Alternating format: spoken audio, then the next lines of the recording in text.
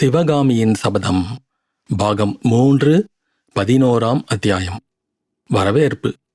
அன்றிரவு வெகு நேரத்துக்குப் பிறகு அந்தப்புரத்தில் மகேந்திர பல்லவர் தம் பட்ட மகிழ்ச்சியை சந்தித்தபோது புவனமகாதேவி தனது மனக்கவலையை தெரிவித்தாள். பிரபு, இன்றைக்கு மந்திர ஆலோசனை சபையில் தங்களுக்கும் மாமல்லனுக்கும் பெரிய வாக்குவாதம் நடந்ததாமே. 4 பேருக்கு முன்னால் தந்தையும் புதல்வரும் சண்டை போட்டுக்கொள்ளலாமா என்று சக்கரவர்த்தினி கேட்டாள். தேவி, யார் என்ன வேணுமானாலும் நினைத்து கொள்ளட்டும். எனக்கு இன்று இருக்கிற பெருமையையும் பூரிப்பையும் சொல்லி முடியாது. அர்ஜுனனும் அபிமன்யுவும் லக்ஷ்மணனும் இந்திரஜித்தும் பேசுவதற்குரிய வீர வார்த்தைகளை இன்று மாமல்லன் பேசினான். உள்ளுக்குள் எவ்வளவோ எனக்கு ஆனந்தமாயிருந்தது. ஆனாலும் என்னுடைய நோக்கத்தை நான் கைவிடுவதற்கு இல்லை. ஆகையால் என்னுடைய ஆனந்தத்தை வெளியே காட்டாமல் கடுமையாகவும் கண்டிப்பாகவும் பேச நேர்ந்தது என்றார் சக்கரவர்த்தி. உங்களுடைய நோக்கம்தான் என்ன? தாங்கள் செய்யப்போகும் காரியம் எனக்கும் பிடிக்கவில்லை. நம்முடைய கொடிய சத்ருவை காஞ்சி நகருக்குள் வரவேற்பது உசிதமான காரியமா என்றாள் பல்லவ சக்கரவர்த்தினி. தேவி, இது என்ன வார்த்தை? சத்ருவாக வந்தவரை மித்திரராக்கி திருப்பி அனுப்புவது பல்லவ வம்சத்துக்கு பெருமை அல்லவா? என்னுடைய நோக்கம் என்னவென்று கேட்டாயே, சொல்கிறேன் கேள். என்னுடைய வாழ்நாளில் உலகத்தில் மீண்டும் சத்திய யுகம் பிறப்பதை காண வேண்டும் என்பதே எனது நோக்கம். இந்த புண்ணிய பாரத பூமியில் இன்றைய தினம் 3 பெரிய சாம்ராஜ்யங்கள் இருக்கின்றன. நர்மதைக்கு வடக்கே ஹர்ஷவர்தனர், நர்மதைக்கும் துங்கபத்ராவுக்கும் மத்தியிலே புலிகேசி, துங்கபத்ரைக்கு தெற்கே மகேந்திர பல்லவன். இந்த 3 பேரும் ஒருவருக்கொருவர் சண்டை போட்டுக் கொண்டிருக்கும் பட்சத்தில் இந்த புண்ணிய பூமி நரக பூமியாயிருக்கும். பஞ்சமும் பிணியும் ஜனங்களை பிடுங்கி தின்னும். அப்படியில்லாமல் இந்த 3 பேரும் சிநேக தர்மத்துக்கு கட்டுப்பட்டவர்களாயிருந்தால் இந்த பாரத பூமியே சொர்க்க பூமியாகிவிடும். தேசத்தில் வறுமை, பட்டினி, பஞ்சம் ஒன்றும் தலை காட்டாது. கல்வியும் கலைகளும் ஓங்கி வளரும். சகல ஜனங்களும் சௌக்கியமாக வாழ்வார்கள். தேவி, என் இளம் பிராயத்தில் நான் ஒரு பகற்கனவு காண்பது உண்டு. சளுக்க சக்கரவர்த்தியின் விருந்தினனாக நான் சென்று அஜந்தாவின் வர்ண சித்திர அதிசயங்களை கண்டுகளிப்பதாக கனவு கண்டேன். அப்புறம் வடக்கே கன்யாகுப்சத்துக்குச் சென்று ஹர்ஷவர்தனர் 3 வருஷத்துக்கு ஒரு தடவை நடத்தும் ஆனந்த கலை விழாவை பார்த்து மகிழ்வதாக கனவு கண்டேன். மாமல்லபுரத்தை ஒரு சொப்பன சிற்ப உலகமாக சிருஷ்டித்து அதை பார்ப்பதற்காக ஹர்ஷரையும் புலிகேசியையும் அழைப்பதாக கனவு கண்டேன். அதெல்லாம் இப்போது நிறைவேறுமென தோன்றுகிறது. நாங்கள் 3 சிநேகிதர்களாகிவிட்டால் அப்புறம் இந்த நாட்டில் சமயச் சண்டை என்பது ஏது? யுத்தம்தான் ஏது? பிரபு, அன்பு மதத்தையும் சிநேக தர்மத்தையும் பற்றி பேசும் தாங்கள் பாண்டியனை தண்டிப்பதற்கு மாமல்லனை எதற்காக ஏவுகிறீர்கள் என்று சக்கரவர்த்தினி குறுக்கிட்டு கேட்டாள். அது வேறு விஷயம். சிநேகம் என்பது சமநிலையில் உள்ளவர்களுக்கிடையேதான் ஏற்பட முடியும். அறிவாளிகளுக்குள்ளேதான் அன்பு வளர முடியும். அறிவற்ற மூடர்களையும் அதிக பிரசங்கிகளையும் தண்டோபாயத்தை கைக்கொண்டே சீர்திருத்தியாக வேண்டும் என்று கூறினார் மகேந்திர பல்லவர்.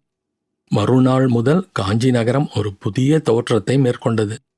ஏதோ ஒரு பெரிய முக்கியமான திருவிழாவை எதிர்பார்ப்பது போல ஜனங்களிடையே அபரிதமான உற்சாகம் காணப்பட்டது. வீதிகளையும் வீடு வாசல்களையும் ஜனங்கள் சிங்காரிக்கத் தொடங்கிவிட்டார்கள். கடை வீதிகள் பழையபடி சோபை பெற்று விளங்கின. கோயில்களில் உற்சவங்கள் ஆரம்பமாயின. சிற்ப மண்டபங்களில் பழையபடி சிற்பிகள் வேலை செய்யத் தொடங்கினார்கள். நாற்புறமும் மேளவாதியங்கள் முழங்கின. சம்ஸ்கிருத கடிகைகளில் முன்போல வேத கோஷங்கள் கேட்டன. தமிழ் கல்லூரிகளில் பாசுரங்கள் பாடப்பட்டன. நடன அரங்கேற்றங்களும் நாடக மேடைகளும் புத்துயிர் பெற்றன. தாளச்சத்தத்துடன் கலந்து பாத சதங்கையொலியும் எழுந்தது. ஜனங்களின் முகமலர்ச்சியோ சொல்ல வேண்டியதில்லை. எல்லோரும் ஒரே ஆனந்தமாய் காணப்பட்டார்கள். புருஷர்களும் ஸ்திரீகளும் முன்போல ஆடை ஆபரணங்களால் தங்களை அலங்கரித்துக் கொள்ளத் தொடங்கினார்கள். பெண்களின் கூந்தலில் புஷ்பக் காடுகள் மலர்ந்து நாற்புறமும் சுகந்தத்தை பரப்பின. மாமல்லர் எதிர்பார்த்தது போல் காஞ்சி நகர மக்கள் அதிருப்தி அடைந்தவர்களாக தெரியவில்லை. யுத்தம் நின்றுவிட்டதில் பெரிதும் மகிழ்ச்சி அடைந்தவர்களாகவே காணப்பட்டார்கள். அதைக் காட்டிலும் சளுக்க சக்கரவர்த்தி காஞ்சிக்கு விஜயம் செய்யப் போவதை நினைத்து நகரவாசிகள் அபரிதமான களிப்படைந்தவர்களாக தோன்றினார்கள். புலிகேசியின் சமாதான தூதன் வந்த 5வது நாள் பிற்பகலில் காஞ்சி நகரின் வடக்கு கோட்டை வாசல் 8 மாதத்திற்கு பிறகு மீண்டும் திறந்தது. பேரிகைகளும் நகராக்களும் சமுத்திர கோஷம் கடுமுகம் என்னும் வாத்தியங்களும் நெடுந்தூரத்திற்கு நெடுந்தூரம் உள்ளவர்களின் காது செவிடுபடும்படி முழங்கின. வாதாபி சக்கரவர்த்தி தாம் இளம் பிராயத்திலிருந்து பார்க்க ஆசைப்பட்டு கொண்டிருந்த கல்வியிற் பெரிய காஞ்சி மாநகரத்திற்குள் பிரவேசம் செய்தார். அவருடைய முக்கிய பரிவாரத்தைச் சார்ந்த 50 பேர் அவருடனே வந்தார்கள். வெளிவாசலை தாண்டி உள்ளே பிரவேசித்ததும் அங்கே தம்மை வரவேற்பதற்கு ஆயத்தமாக காத்து கொண்டிருந்த மகேந்திர பல்லவ சக்கரவர்த்தியை புலிகேசி பார்த்தார். அவ்விரண்டு பேரரசர்களின் கண்களும் சந்தித்தன. மகேந்திரரின் முகத்தில் அரும்பியிருந்த இளம் புன்னகையைத் தவிர வேறு எவ்வித உணர்ச்சியும் வெளியாகவில்லை. ஆனால் புலிகேசியின் முகமானது அவருடைய கொதிப்படைந்த உள்ளத்தின் கொந்தளிப்பை நன்கு காட்டுவதாயிருந்தது. என்னுடைய வம்ச சத்ரு, நான் போட்டுக்கொண்டு வந்த திட்டங்களையெல்லாம் தோல்வியடையச் செய்த மகேந்திர பல்லவன் இவன்தானா என்று புலிகேசியின் உள்ளத்தில் உண்டான ஆத்திரத்தை அவருடைய கண்கள் பிரதிபலித்தன. இந்த எண்ணங்களோடு, ஆகா, கள்ளங்கபடு அறியாதது போல பாவனை செய்யும் இந்த கம்பீரமான முகத்தை இதற்கு முன் எங்கேயோ பார்த்தாற்போல் இருக்கிறதே என்ற நினைவும் புலிகேசியின் மனத்தில் தோன்றியது.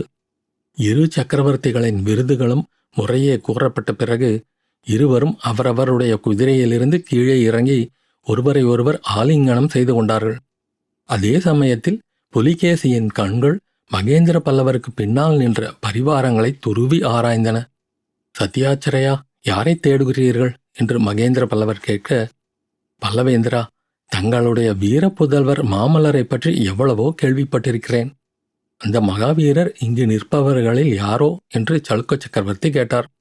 மகேந்திர பல்லவர் அப்போது லேசாக சிரித்துவிட்டு, இல்லை சத்யாச்சிரயா, மாமல்லன் இங்கே இல்லை.